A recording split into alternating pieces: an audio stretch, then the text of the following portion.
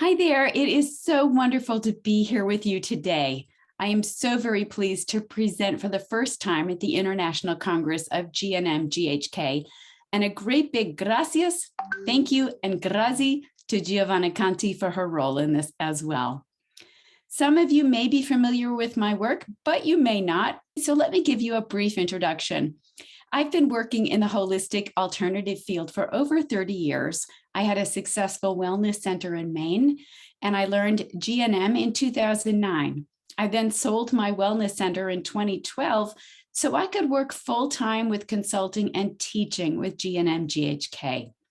I'm dedicated to helping others awaken to the truth about their health. I founded the BioHealthWorks Institute and co-founded GHK Global because I have a passion for teaching Dr. Hammer's wonderful knowledge.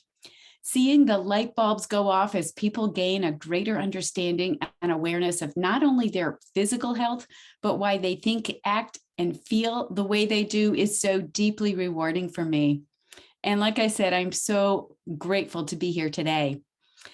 And today I'm here to shed some light on GNM GHK in North America, since that is where I live. And I'll also share a little bit regarding Canada as well. While we have different healthcare systems, our daily experiences have some similarities. I strongly believe that there's an urgent need for GNM GHK in our societies, as the current disease management model clearly is not working. We know this. And as you and I know, the current model is based on the principle of treating symptoms as the cause of disease. And of course, this approach fails to address the biological root cause of disease, and instead it focuses on masking symptoms with drugs. As a result, people are often left feeling sick and helpless as their conditions only worsen over time because they can't complete their healing phases naturally. I believe GNM GHK offers a much needed solution to the healthcare crisis in America today. And there are so many reasons why GNM GHK needs to be implemented. Today, though, I'm going to talk about three key points. The first are the economics of disease, which illustrate how healthcare, disease management in America is a broken system that not only fails to keep us healthy, but actually makes us sicker. Second, the human condition. Why are Americans so sick, despite the massive amounts of money spent on healthcare? And third, our volatile social political environment, governments, technologies, big industries, how all of this distracts from our innate wisdom and health and encourages us to outsource it. I'll also explain how GNM GHK can provide a better way of caring for our health and offer hope for the future. Making my case with statistics and examples, I want to first discuss the economics of disease in America. Of the top 11 developed countries in the world, Australia, Canada, France, Germany, Netherlands, New Zealand, Norway, Sweden, Switzerland, the UK, and the US ranks last on access to healthcare, administrative efficiency, equity, and healthcare outcomes.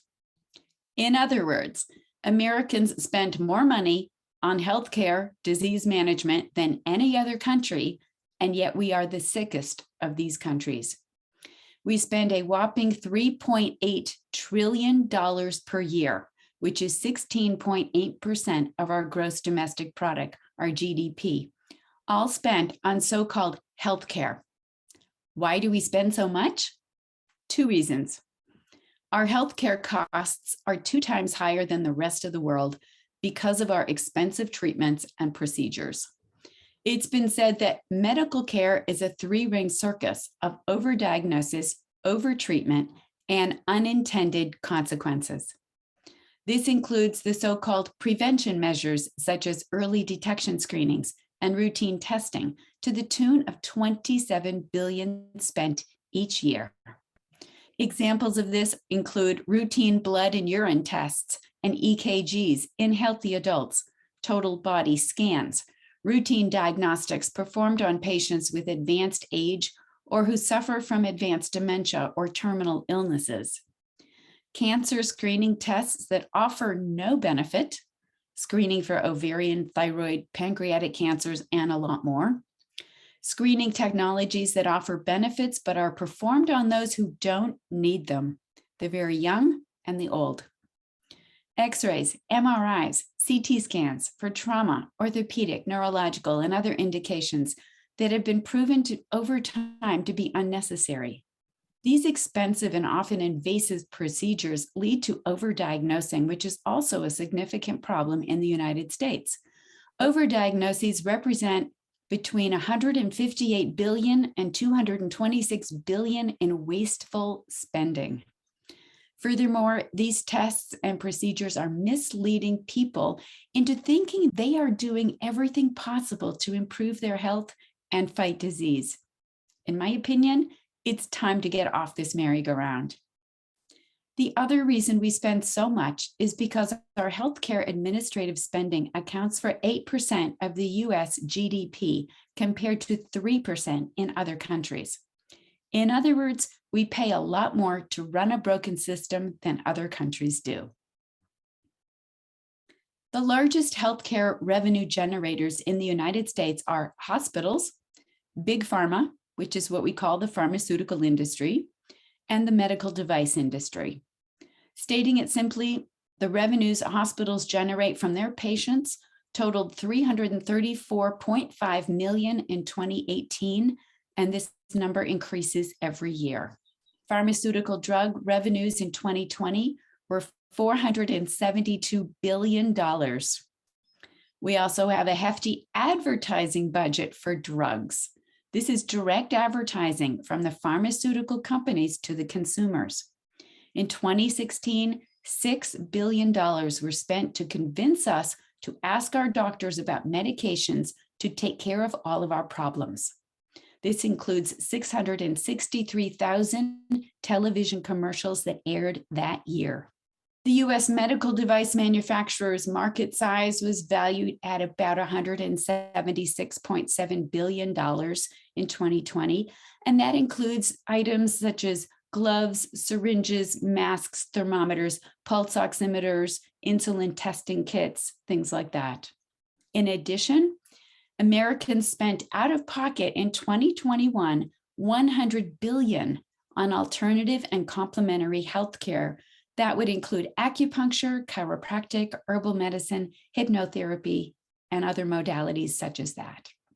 To sum up the economics of disease, we have a bloated, greedy system not run by companies who consider our actual health, but who instead look at how much money they can make.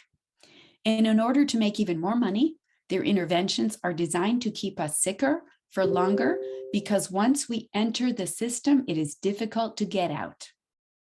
A drug leads to more drugs, which leads to more procedures, and then more drugs.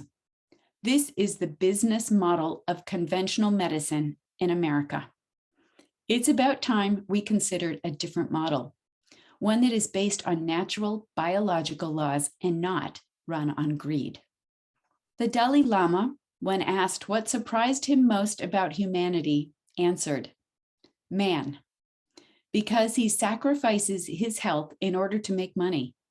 Then he sacrifices money to recuperate his health.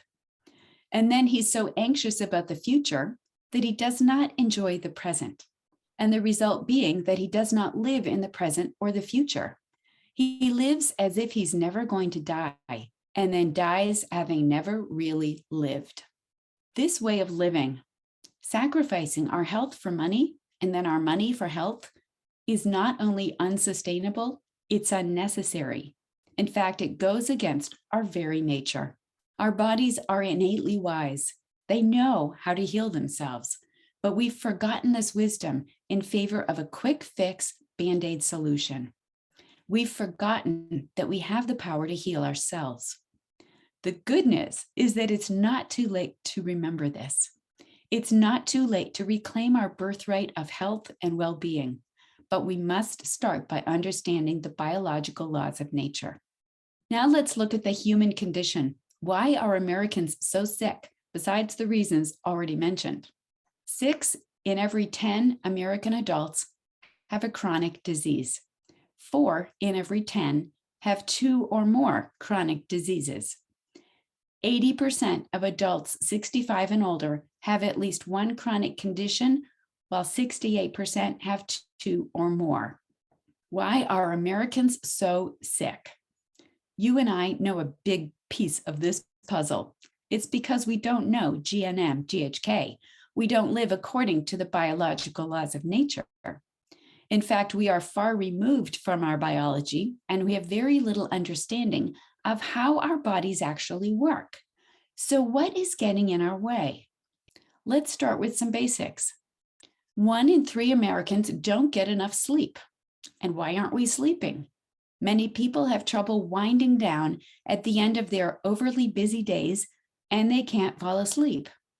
They lead hectic, stressful lives, running from their job to the store, to their home, to sports, to any myriad of other activities. We are constantly on the go.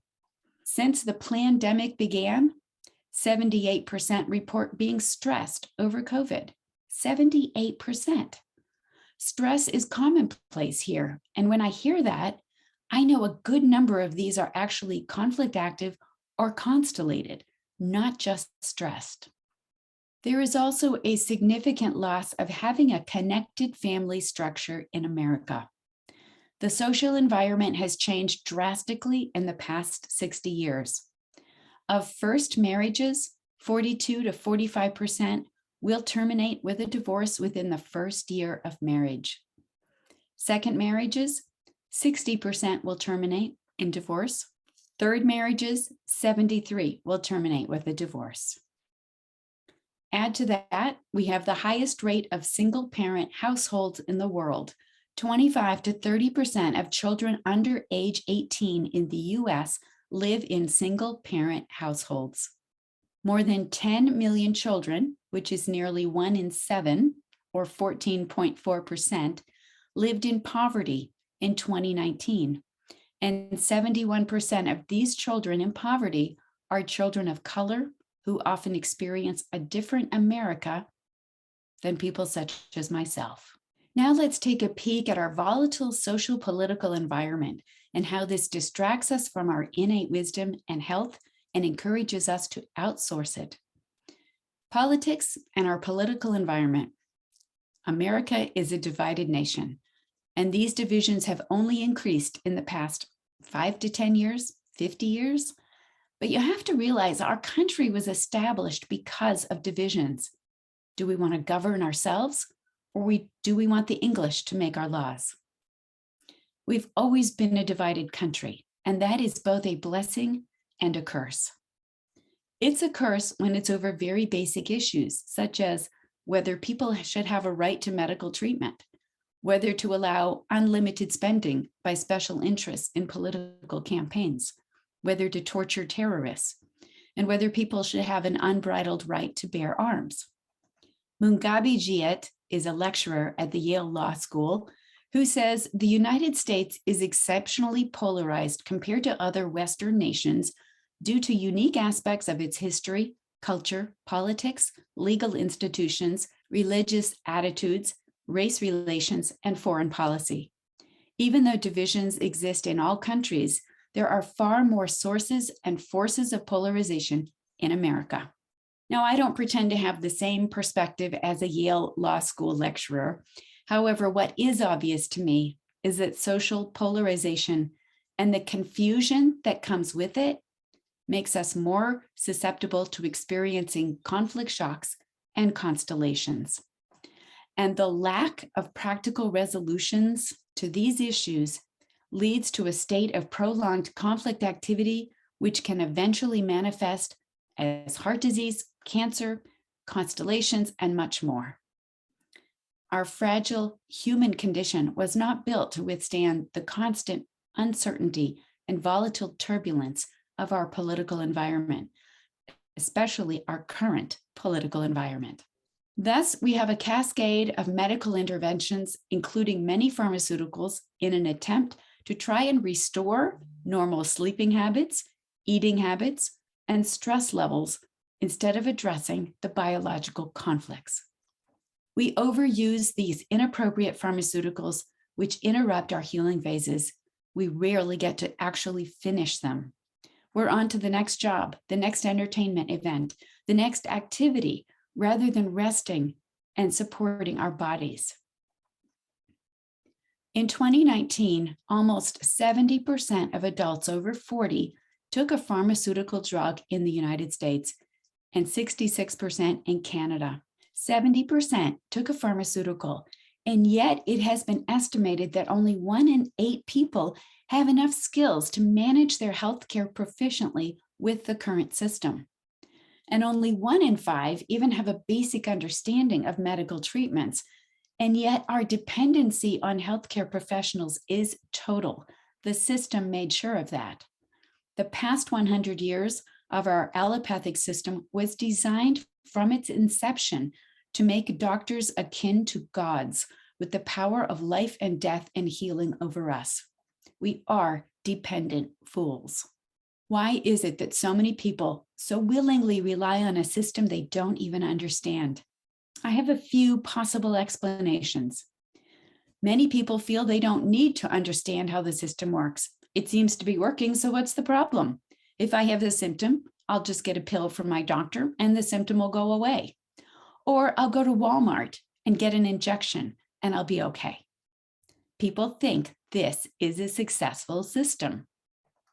Some people may believe that understanding the system would be too complicated or time-consuming.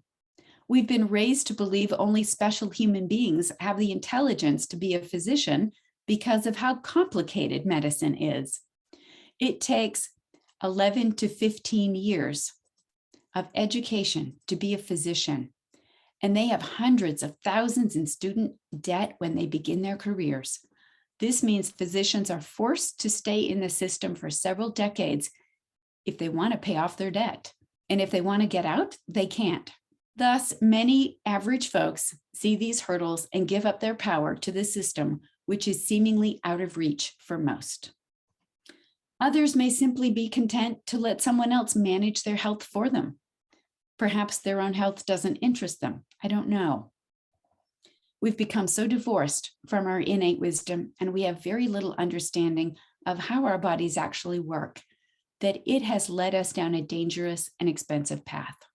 As you can see, many factors are at play in North America that keep us divided and hinder our ability to move forward in good health. Now let's look at what Americans die from a GHK perspective, as that is quite telling about the social context in which we live. What do Americans die from? The top 3 are heart disease, cancer, and strokes. Let's look at these from the GNM GHK perspective. Number 1 is the heart disease category. And so we have the coronary artery biological program, which is territorial loss. We also have the myocardium program, which is the being overwhelmed. I want to repeat that the leading cause of death in the United States is a loss of territory and of being overwhelmed. That says something right there. Number 2 on the list are the cancers. And the first one is the combination of the bronchioles, so territorial fear or scare fright, and the lungs, death fright, a fear of death, followed by colon, ugly indigestible morsel conflict, something that's really difficult to deal with. And also rectum, either an identity conflict or a feces conflict, which is what we would call a shit conflict, as in this is shitty. In third place is the stroke, a motor cortex conflict. I'm stuck, I'm trapped, I can't move. I'm going to repeat the top biological programs that cause death in the United States because I want you to get a clear picture of our conflict shocks. Territorial loss, overwhelm, territorial fear, scare fright, death fright. And I'm going to say that's most often caused by physicians and the medical system itself. Ugly indigestible morsel conflicts, identity and or shitty conflicts, and being stuck or trapped. At this point, I also want to point out what these statistics aren't telling us.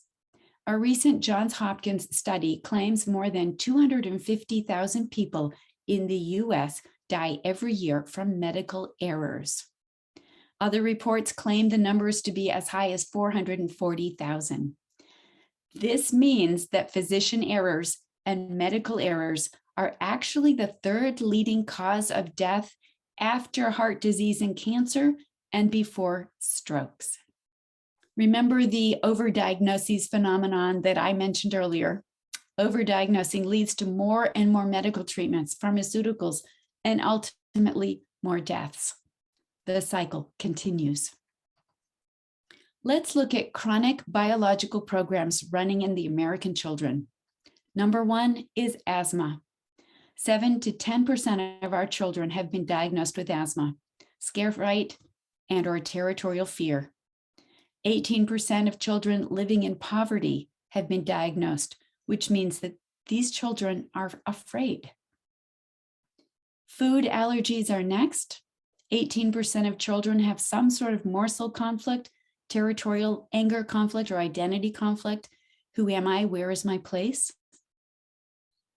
Unfortunately, this is not surprising. Just under 1% have epilepsy. This means that over 500,000 children feel stuck or trapped in some aspect of their life, school, family, friends. Diabetes.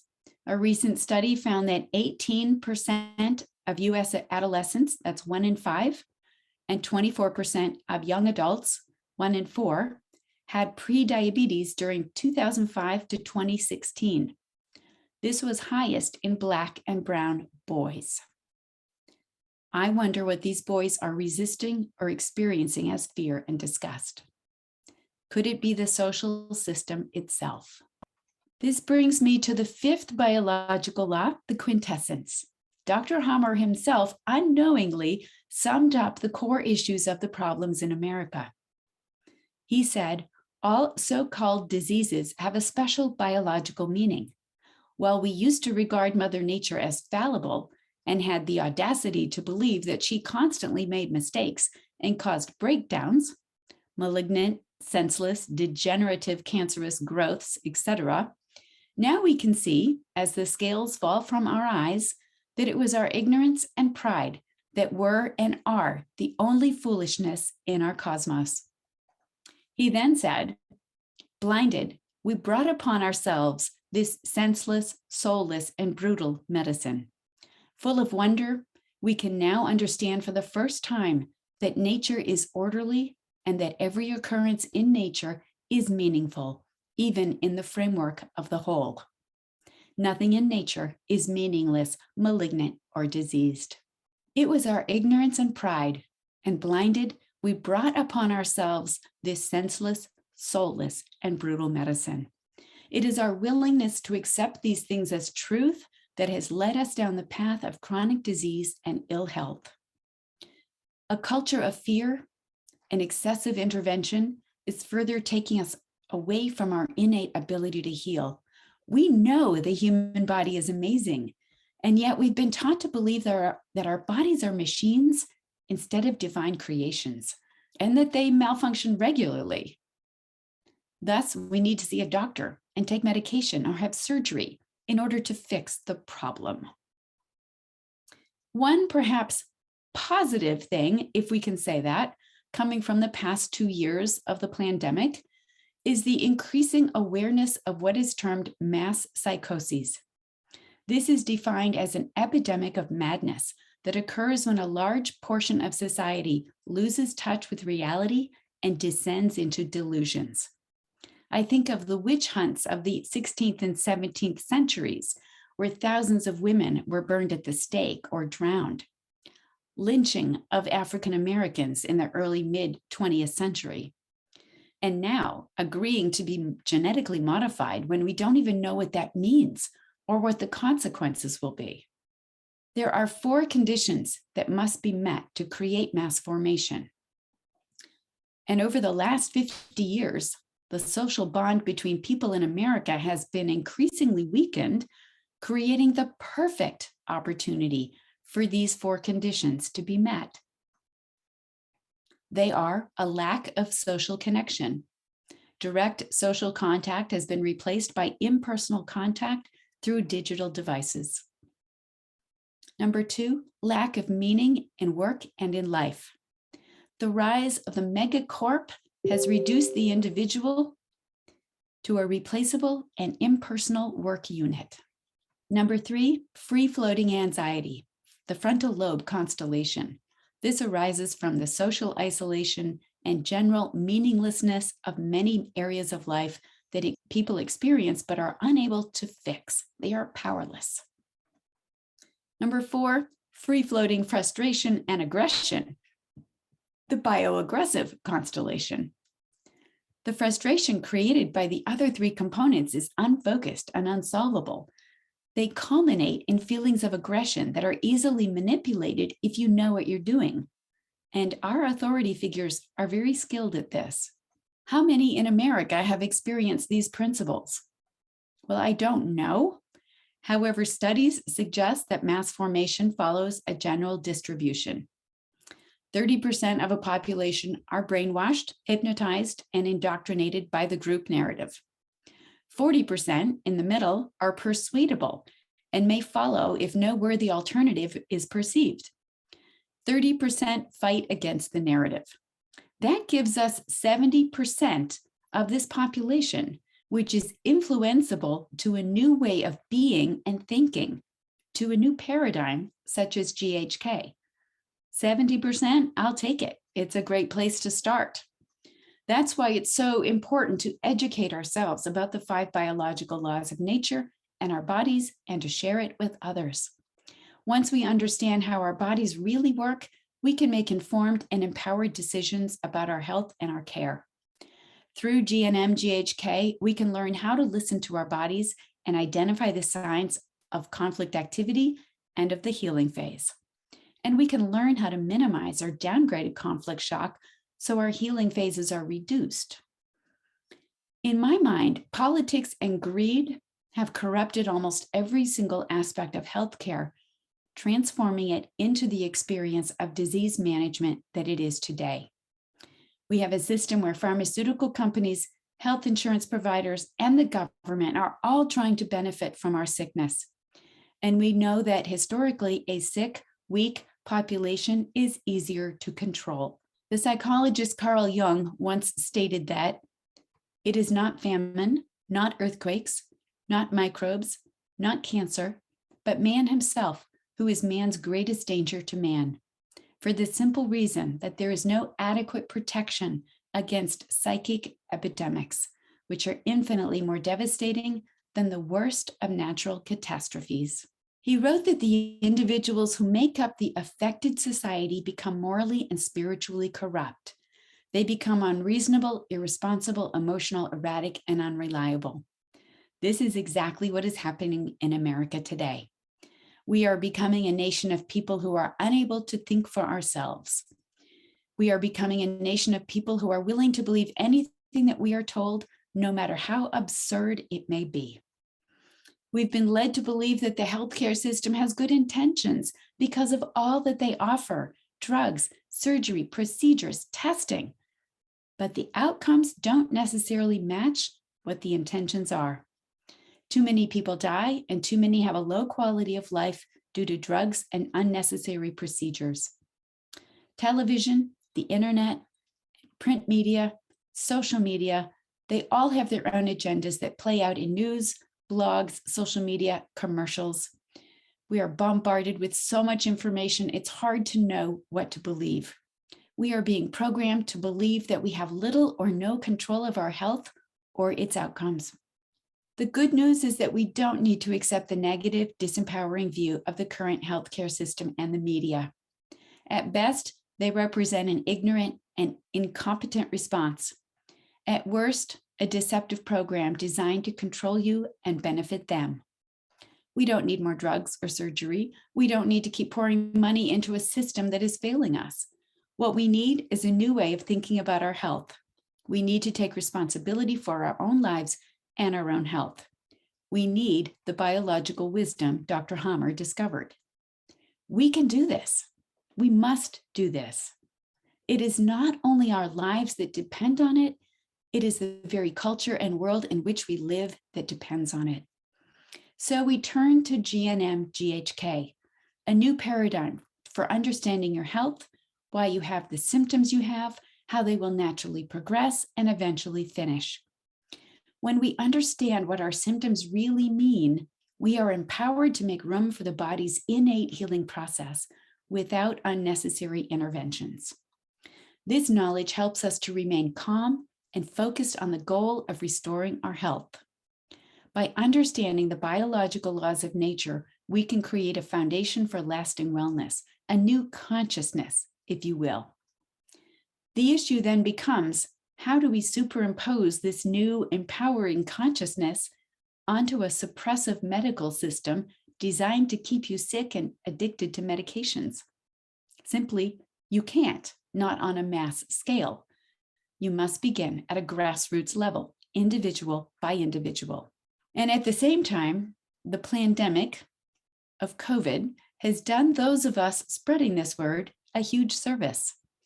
The pandemic has woken up many people, and they are now realizing that the disease management model of healthcare is not working. They are looking for alternatives, and they are finding them in GNM GHK. This is a very exciting time for us. We have an opportunity to introduce a new model of healthcare, one that is based on the true biological laws of healing and not on profit. We can create a system that is based on compassion and not on greed, one that is based on science and not on politics. I am confident we can do this by taking our health into our own hands. In 2019, I co-founded with Dr. Melissa Sell and Nellie Barnett, professional organization for practitioners and healthcare workers who use GNM GHK with their clients and patients. While originally intended just for Americans, it quickly reached other countries, and it's now called GHK Global.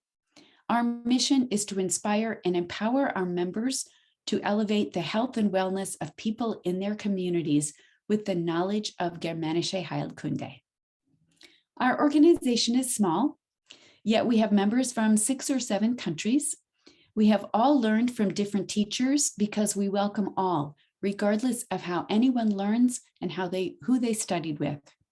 We meet monthly, and we bring in guest speakers from around the world to help us further our education of the 5 biological laws. We also hold a yearly virtual summit that is now viewed by thousands.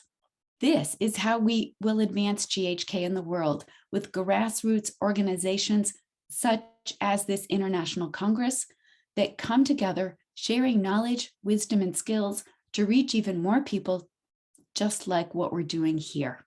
We are more powerful when we work together than when we work singly. It starts with you and me, a small wave which eventually becomes a tsunami. For more info about GHK Global, please visit our website at www.ghkglobal.org. I wish I could snap my fingers and Big Pharma would disappear. Disease management would be a thing of the past, and we could all move on to a better way of living. But that's not going to happen instantly. You and I know that GNM GHK is something we can build on. It will take some time and effort, but it is within our reach. We have the ability to empower ourselves and to naturally heal ourselves. And we can start by learning the 5 biological laws of nature and teaching them to our children. We need every child on this planet to learn the 5 biological laws, because if they know this inherently with every cell in their body, then much of the allopathic model will become obsolete fairly quickly. So let's return to the wisdom of our bodies and begin to build a society that constellates less and less. In other words, less mental issues, less mood disorders, less behavioral issues, until in several generations, we don't constellate much at all. Instead, we have strong, robust bodies. We are healthy, happy, living meaningful lives in small communities, supported by loved ones, in tune with nature. It starts now, with each of us doing our own part to share Dr. Hammer's profound discoveries. Thank you so very much. Gracias and grazie. And thank you for allowing me to speak at the International Congress of GNM GHK. Namaste.